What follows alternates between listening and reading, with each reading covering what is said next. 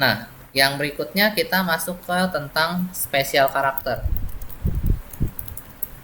Kalau tadi kita, jadi tanda backslash ini bisa menjadi escape kalau kita menemukan meta karakter, tapi tanda backslash bisa menjadi arti lain kalau kita pasangkan dia dengan suatu uh, huruf. Ya. Contohnya apa nih? Apa yang terjadi kalau kita bikin seperti ini?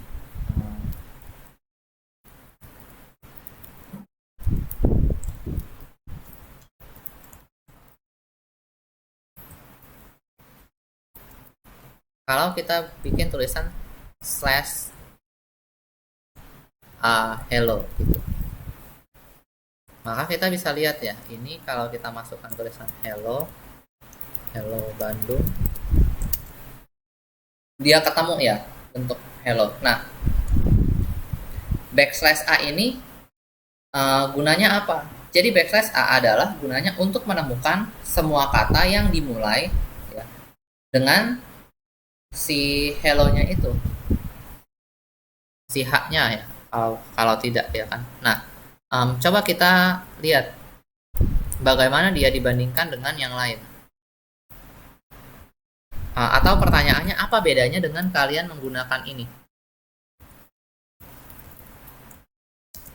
Nah, kalau ini max juga nih. Ada yang tahu bedanya?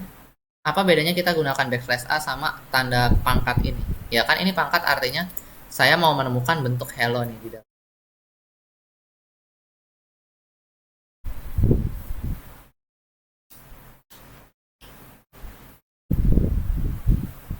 Nah, kalau ini kita lihat ya. Kita coba-coba aja gitu. Jangan-jangan A ini sesuatu yang khusus gitu. Hello-nya coba kita ganti gitu. Ini jadi hello-nya di belakang. Jangan-jangan ketemu juga gitu. Oh enggak, tidak ketemu. Karena backslash A emang khusus untuk yang di depan gitu. Ada yang tahu nggak kira-kira bedanya apa antara yang ini sama yang ini? Ya kalau sama-sama aja kan kita bisa gunakan keduanya, terserah yang mana aja.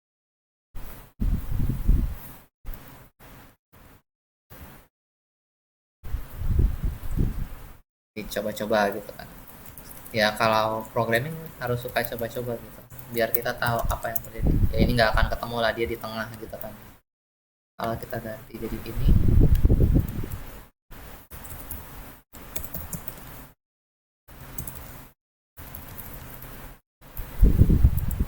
nggak ketemu juga karena dia di tengah. Jadi kita udah tahu nih, backslash A sama pangkat sama-sama buat di awal, tapi bedanya apa? Ada yang bisa menemukan bedanya apa?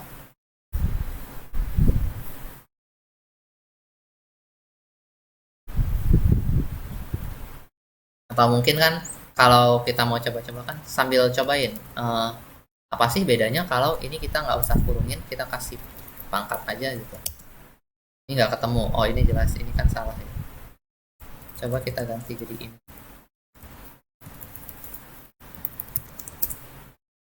Nah ini ketemu juga nih.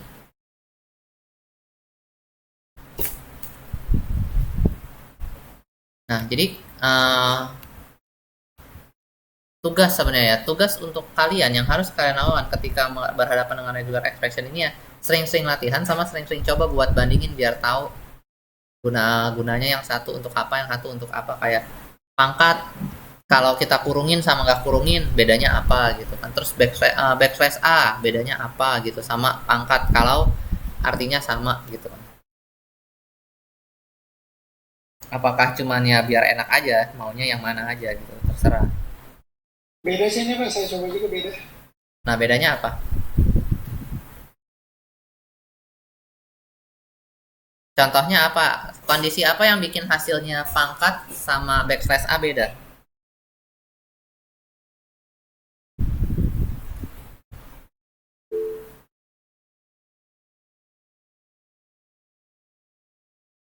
Kalau ada line break, bener.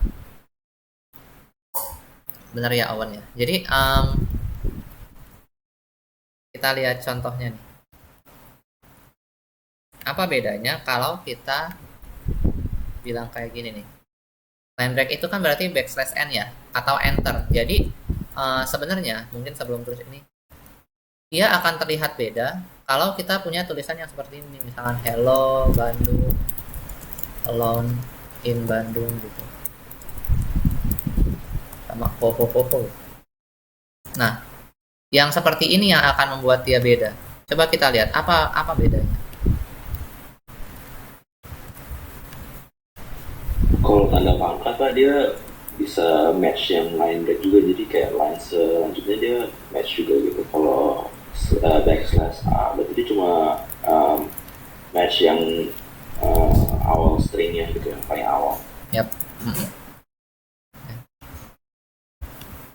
Ini saya tambahin apa nih tadi? Hello Bandung. Ya bener ya.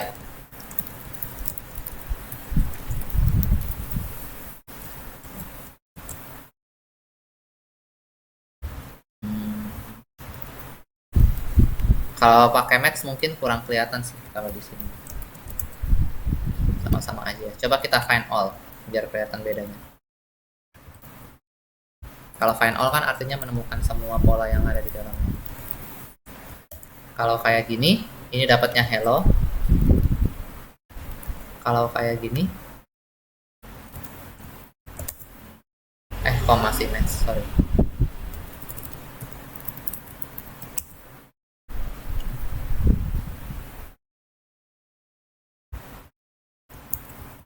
Pak, itu emang kalau backslash ada A-nya atau gimana? Kalau apanya? Itu backslash A, emang backslash A gitu. Ya, ini backslash aja dianggap sebagai satu kesatuan. Ini kenapa beda ya? Apa karena saya pakai... Oh, saya ingat. Ketika ada backslash n langsung kita bisa lihat, tapi kalau untuk yang kayak gini kita harus kasih sintaks ini nih, flag sama dengan red.dot multiline. Multiline-nya itu apa ya, m aja.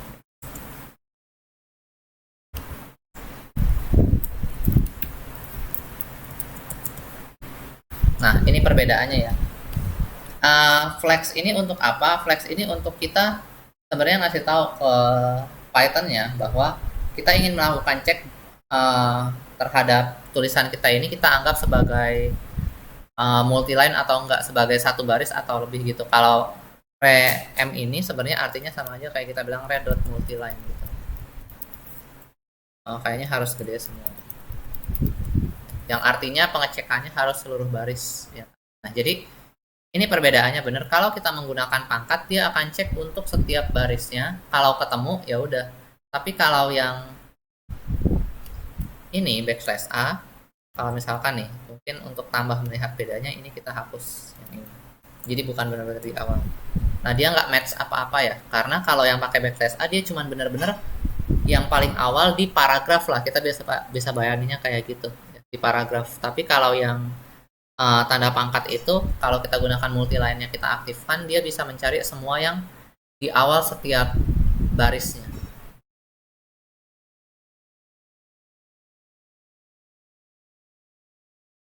Oke. Pak, nanya dong Pak. Mhm. Tadi yang backslash A itu tadi fungsi buat apa? Backslash A mirip sama pangkat, cuman kalau backslash A itu benar-benar cuman mencocokkan, menemukan dia kalau dia sama di awal dari si paragraf tersebut. Waktu saya ngomong paragraf maksudnya dengan adanya enter ya. Jadi benar-benar cocokin kalau dia adalah kata pertama atau dia adalah huruf pertama kalau kita cuma pakai huruf, untuk string secara keseluruhan tanpa memandang enter-enternya. Tapi kalau yang pangkat, enternya akan dihitung sebagai perhitungan yang berbeda. Jadi makanya yang ini hello-nya ketemu 2 kali, sementara yang ini hello-nya ketemu cuma sekali. Oh, jadi kalau pangkat itu per baris gitu kan? Iya. Tapi ingat ininya harus kita aktifin dulu ya, multiline. Oh, kalau backslash A itu buat kayak paling awal gitu ya? Iya, benar-benar di paling awal. Oh iya, berarti saya salah nih soal match-nya nih, Lin.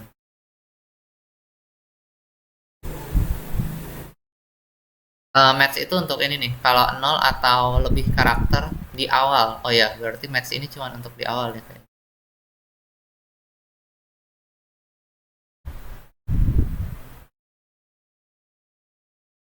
Oh iya, berarti harusnya pakai search. Sorry.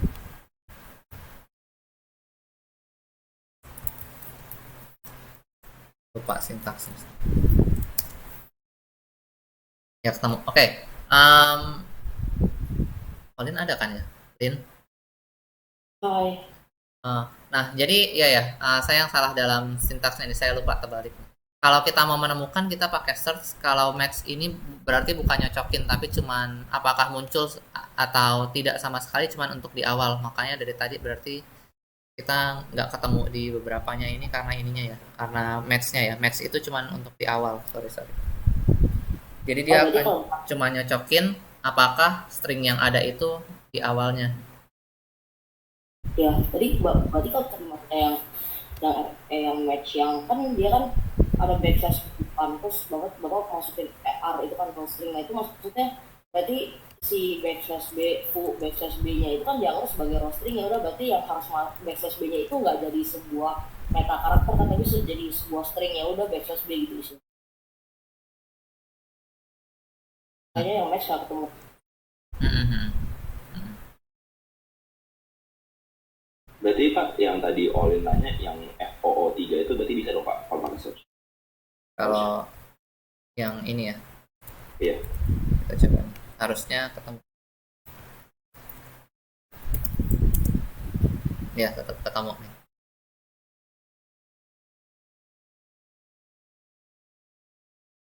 Oke. Sorry ya, yang match saya lupa itu. Sintaksnya terbalik.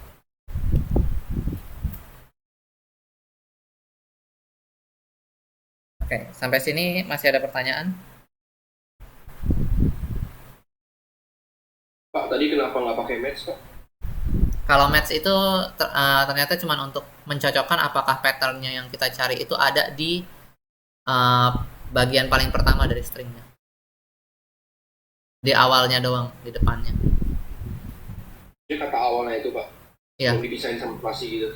Um, nggak harus dipisah spasi ya, jadi cuman benar-benar di awal doang, benar-benar di awal dari ekspresi yang kita ini.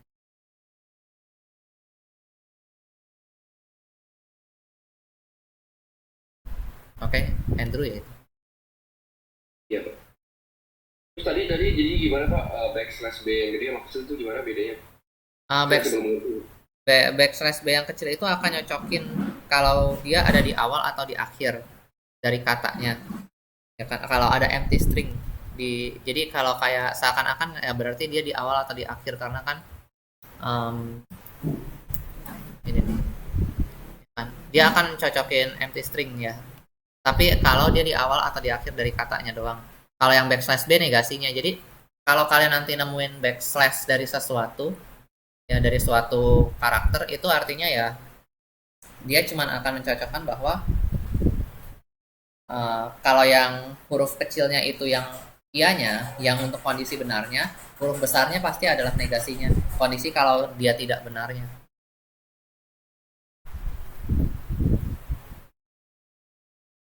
Pedro? Ya, Pak.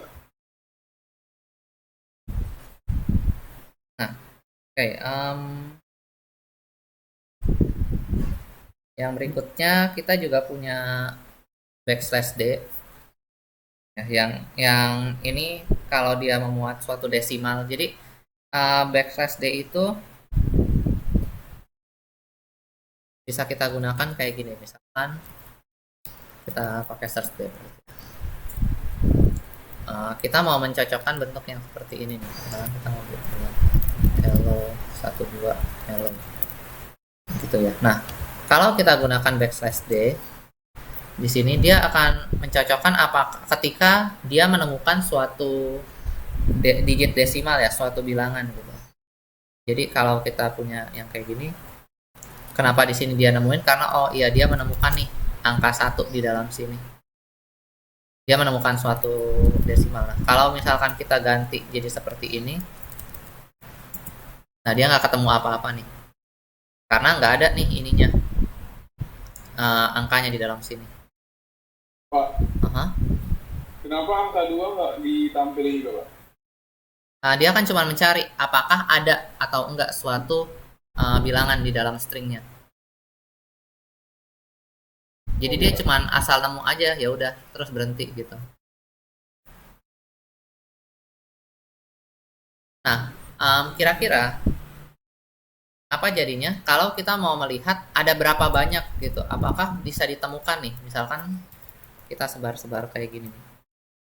Ya backslash d. Nah, kita bisa lihat nih apakah misalkan dalam suatu string yang kita mau, kita tahu nih bahwa angkanya cuman ada 3 buah atau cuman ada 4 buah gitu. Contohnya kan kadang-kadang kita bisa punya kode nih kayak gini.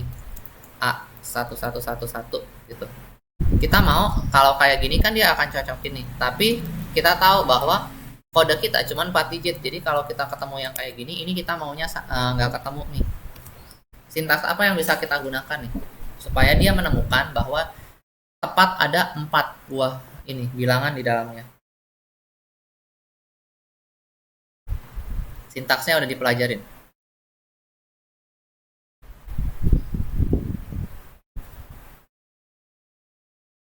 Kurung kurawa Pak. Ya, kurang kurang. Kalau kita giniin, udah ketemu ya. Kalau kita giniin, nah jadinya ketemu ya. Ya, jadi ini akan berguna untuk ya mencocokkan kode biasanya ya, kode yang campuran huruf sama angka gitu. Kayak misalkan huruf terus di belakangnya angka berapa digit gitu ya. Kan ini artinya D kurung kurawal 4 artinya apa? Kita mau mencocokkan kalau ada desimal sebanyak 4 buah. Nah, tapi coba kita lihat. Kalau kita giniin, ini nggak ketemu ya. Karena bukan 4 buah desimal yang berurutan. Ya.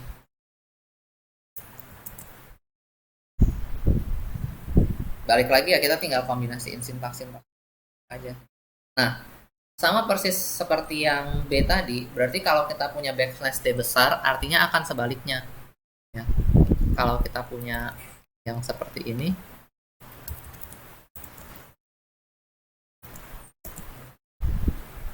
nah dia akan cocokin nih, apakah ada yang bukan desimal. Di sini kan ketemu nih, yang bukan desimal itu huruf A-nya ya.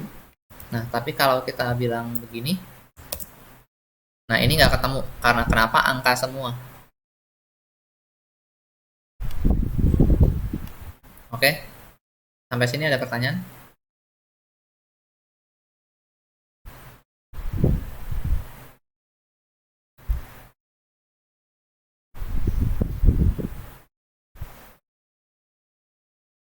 Enggak. Nah, yang berikutnya kita bisa punya backslash S sama backslash S. S itu untuk space ya, white space. Jadi ya kalau yang kecil kalau dia ketemu kalau misalkan ada spasi, kalau yang besar ya ketemu kalau dia nggak ada spasinya. Oke, kita beberapa keyword ini agak cepat aja. Terus yang backslash W sama backslash W besar, ini gunanya ya untuk kalau dia memuat alfanumerik ya. Tapi yang harus diingat tadi yang saya bilang bahwa coba ini white space, ini alfanumerik. Nah, tapi yang perlu kita ingat bahwa alfanumerik itu termasuk underscore ya. Jadi kalau kalian ada underscore dianggapnya ada alfanumerik di dalamnya.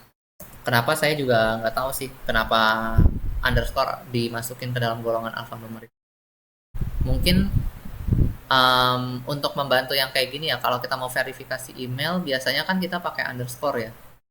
Bisa nulis nama ada yang pakai underscore gitu, dan ketika kita bikin code ya, nanti kayak beberapa hal kalian lihat pas kita belajar SQL, kita juga akan lihat, dan waktu kita bikin coding kan biasanya underscore itu diterima aja kan sama program kita. Jadi kayak misalkan kita mau bilang harga barang gitu, harga barang, kalau kayak gini kan akan error dia ya kan, karena spasinya dianggap bukan masuk ke dalam alfanumerik. Nah, jadi waktu pendefinisian variabel secara nggak langsung dikatakan bahwa semuanya tuh sebagai nama variabelnya harus alfanumerik, makanya underscore jadi diterima, nggak masalah. Karena kan kalau underscore nggak dimasukin juga kan ketika kita bikin variabel di programming kan jadi susah kan ya. Ya kecuali ya kalau pakai huruf besar huruf kecil gitu, harga barang gitu. Oke, nah yang berikutnya kita juga punya backslash Z sama backslash Z. Ya ini sama aja kayak ini kebalikannya ya. Kalau A itu untuk di depan, kalau Z itu untuk yang di belakang.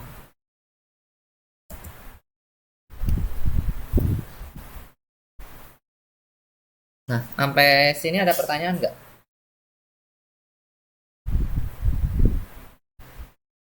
Belum? Pak, Mhm. jadi kalau masalah beda huruf kecil huruf besar tuh huruf besarnya itu kayak negasi dari huruf kecilnya ya? Iya. Mhm. Oke, Pak. Pak, Mhm. kalau apa black slash Z itu kan buat di belakang kan. Mhm. Tapi kalau yang negasinya kan Z gede itu artinya di depan dong kalau gitu. Bukan di depan, artinya tidak ada di belakang. Oh, oke oke. Oke, mungkin hal yang gampang diingat kalau ngomong negasi ya kita ingat kembali ke logika matematika ya. Kalian masih dapat logika matematika nggak sih di SMA? Dapat, Pak. Dapat kan?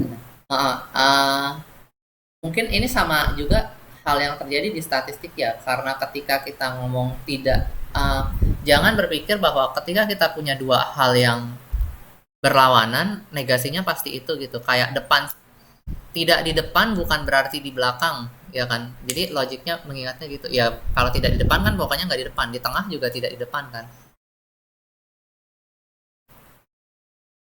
Nah, berikutnya adalah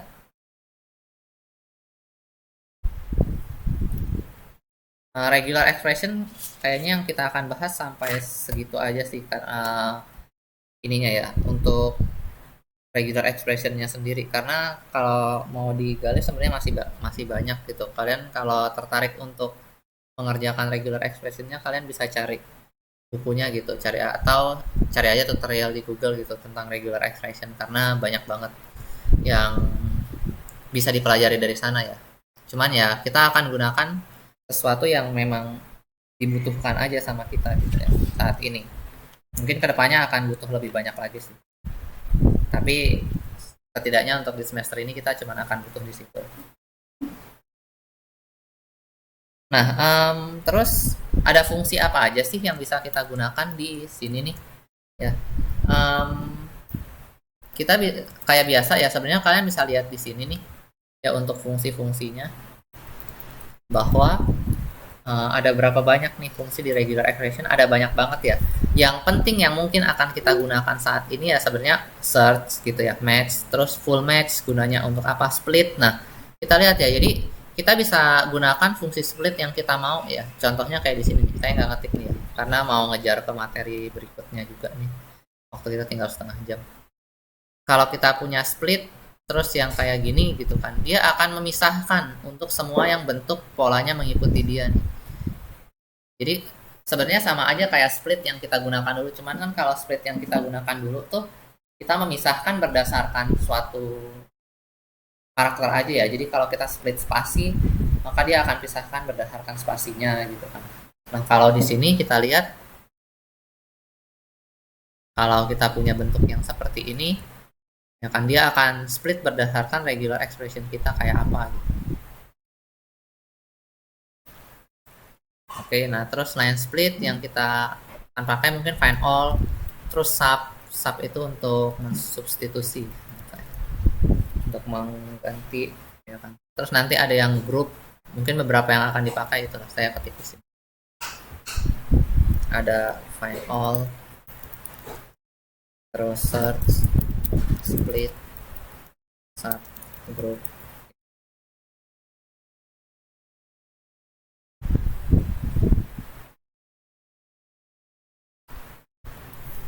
Oke.